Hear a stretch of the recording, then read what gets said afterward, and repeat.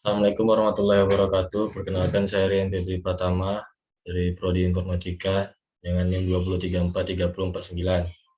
Di sini saya akan menjelaskan tentang mesin Turing.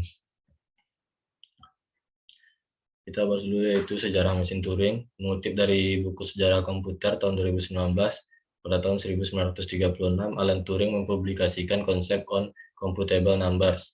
Konsep ini berisikan tentang mesin penghitung yang kemudian disebutnya dengan istilah The Turing Machine.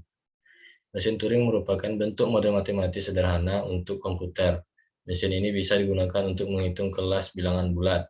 Walau tergolong sederhana, namun penemuan Alan Turing ini dapat menggambarkan komputer general purpose.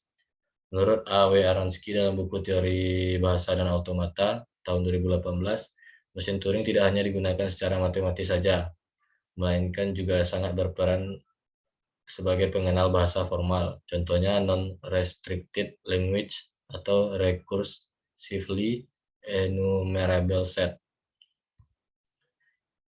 Lanjut ke definisi mesin Turing. Dilansir dari Ensiklopedia Britannica, mesin Turing merupakan perangkat komputasi hipotesis. Mesin ini memanipulasi berbagai simbol yang ada pada garis tape sesuai dengan tabel aturan yang dimilikinya. Selain itu, mesin Turing juga dapat diartikan sebagai mesin yang memiliki kemampuan perhitungan sejumlah kelompok alfabet. Mesin ini memiliki tape dan tidak terbatas. Hal ini memungkinkan mesin Turing untuk melakukan baca tulis. Contoh mesin Turing, contoh paling mudah dari mesin Turing ialah string 0 dan 1. Dalam mesin ini, 0 mewakili simbol kosong, perannya untuk menggandakan tiap rangkaian satu yang ada pada tape atau kaset. Ketika menulis 0 di antara angka 1, maka akan menghasilkan output, misalnya menulis 1, 1, 1, kemudian diberi 0 setelah 1, dan kemudian ditambahkan 1, 1, 1 di bagian belakang 0. Hasil outputnya akan terlihat seperti 1, 1, 1, 0, 1, 1, 1. Penulisan angka 0 dan 1 bertujuan untuk menjalankan proses komputasi di mesin Turing. Bisa kita lihat pada gambar. Di sini terdapat tape, head, dan finite state control. Tape merupakan tempat diletakkannya inputan yang berupa kata atau untai.